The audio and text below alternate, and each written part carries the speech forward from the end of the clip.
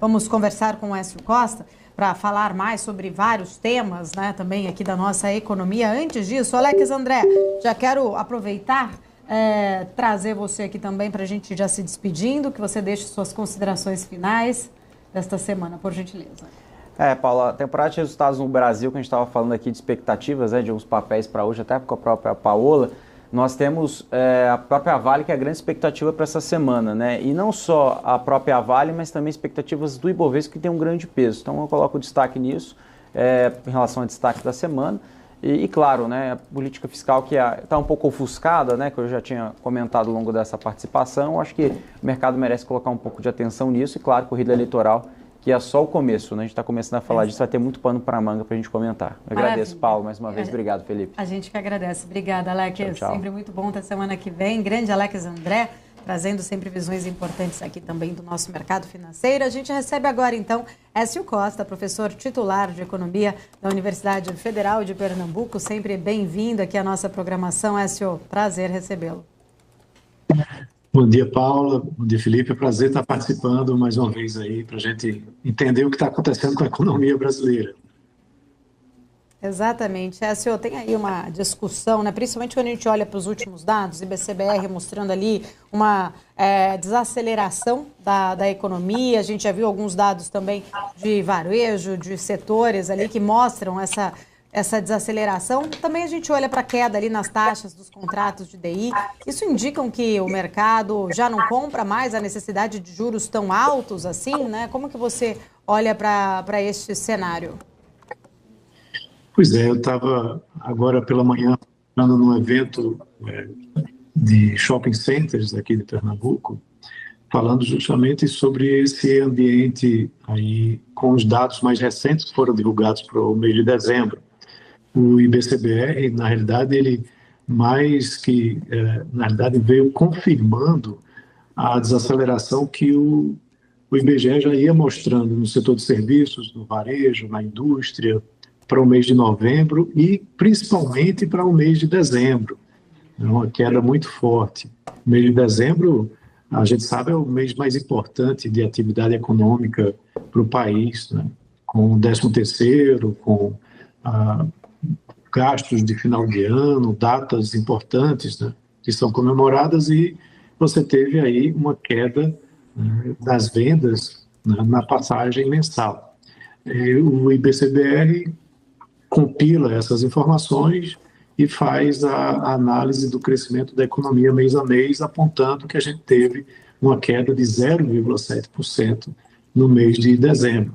Se você olha ao longo do ano, essa desaceleração ela meio que vem sendo apontada aí no desempenho mensal, né? O mês de janeiro foi muito forte, mas o mês de dezembro muito fraco.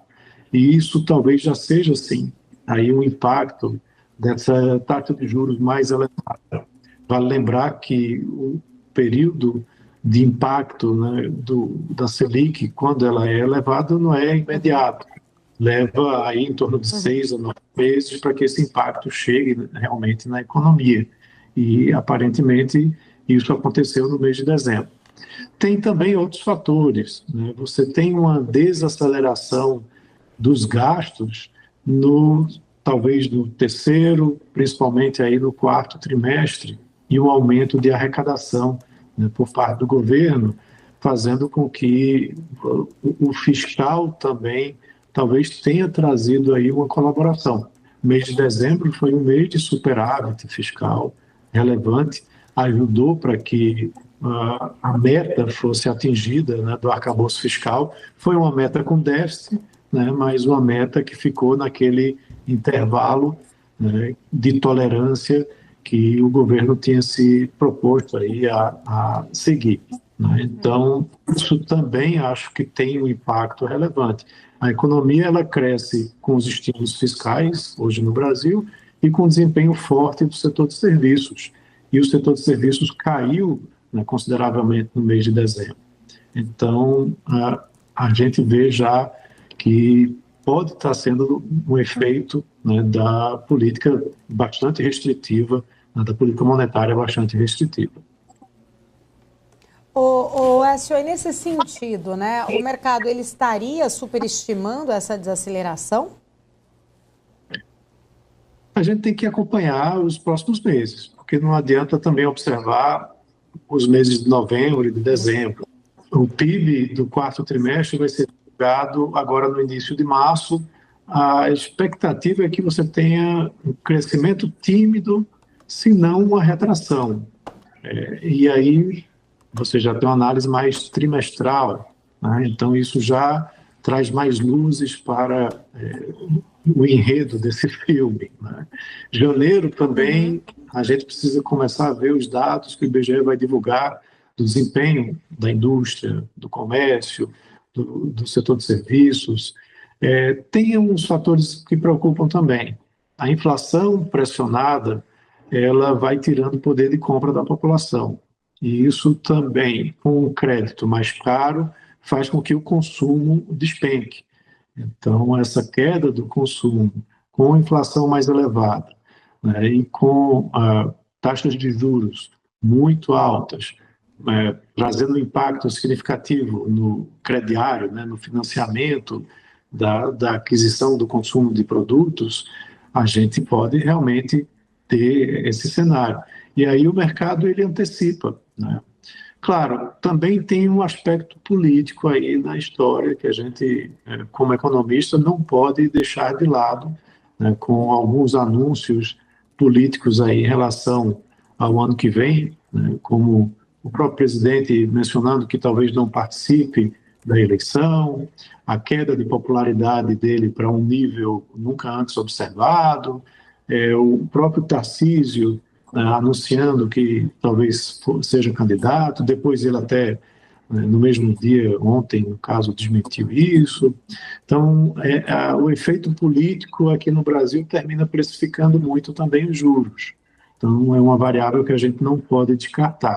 E ainda acrescentaria o impacto internacional, né, da posse do Trump e um início, né, turbulento, claro, mas não tão turbulento quanto se esperava. Ou seja, o mercado ainda esperava algo pior do que está sendo posto em prática em termos de protecionismo, de imposição de barreiras ao comércio internacional brasileiro.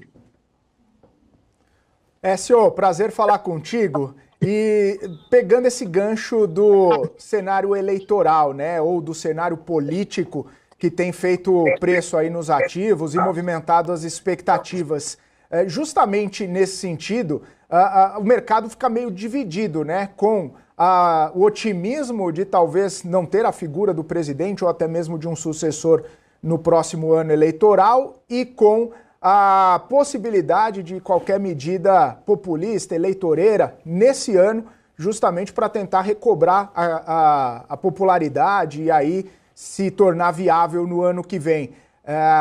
Como que você está vendo justamente essa dicotomia ou essa divergência de sentimentos do mercado em relação a isso? Pode trazer um viés um pouco mais pessimista justamente por conta dessas possibilidades mais populistas, ou o otimismo acaba suplantando, né, esse pessimismo de um curto prazo?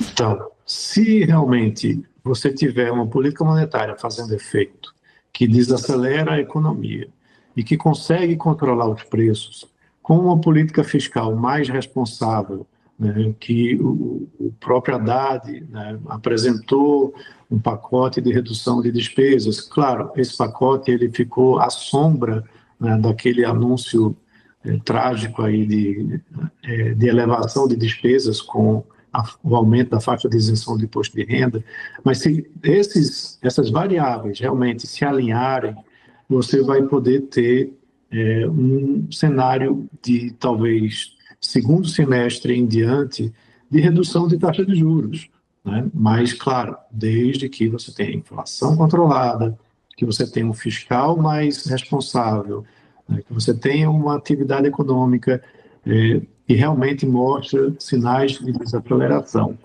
Tá? Lembrando que o Forward Guidance ele vai até a próxima reunião. Teremos aí uma Selic de 14,25%. E a partir daí, como que vai ficar? O Galípolo e o Comitê de Política Monetária, na verdade, todo o conjunto né, de direção do Banco Central vai ter essa dificuldade de tratar desse problema, né, com uma indicação do atual governo, que traz ainda mais pressão política, e aí há sempre essa dicotomia que você está mencionando com a antecipação de 2026. Se essas variáveis que eu mencionei estiverem controladas, é um caminho natural para a redução de taxa de juros, né, porque o problema teria sido tratado. Se você ainda tiver uma pressão inflacionária, e vale a pena olhar, por exemplo, o Boletim Focus, que pela 18ª semana consecutiva apresentou uma elevação da previsão do IPCA para o final desse ano, já chegando próximo dos 6%. Isso pode fazer com que você tenha problemas mais à frente, caso a equipe do Banco Central seja influenciada politicamente e resolva realmente reduzir taxa de juros somente olhando a desaceleração da atividade econômica, mas não olhando a questão fiscal ou de redução de preços, né, de redução de inflação. Isso daí iria trazer problemas sérios para a economia brasileira, de reprecificação dos títulos, reprecificação do câmbio, né, com investidores saindo aqui da economia brasileira, porque o Banco Central estaria sendo influenciado politicamente. Eu prefiro não apostar nesse cenário, né, e sim no cenário de que o Banco Central vai continuar fazendo seu trabalho autônomo, independente, olhando muito a questão da inflação, né, e o controle dela, com a redução, né, da questão fiscal por parte do governo, né, e também com a taxa de juros condizente com o que é necessário para controlar essa inflação. É isso, a expectativa é que seja técnico, o Banco Central fazendo o seu trabalho, e como tem reforçado aí os dirigentes, faça um trabalho para cumprir o mandato de inflação. Écio, obrigado, viu? É sempre um prazer recebê-lo aqui na nossa programação. Obrigado pela sua disponibilidade de estar aqui com a gente nessa manhã. Até uma próxima. Felipe, eu que agradeço. Um abraço para você, um abraço para a Paula, o Alex, que estava aí ainda há pouco também. Encontrei com ele aqui em Recife tem algumas semanas e espero aí que todos tenham um ótimo dia. Um abraço a todos. Obrigado, um abraço. Écio Costa, economista, professor também da Universidade Federal do Pernambuco, aqui com a gente. Sempre um papo agradabilíssimo com Écio Costa.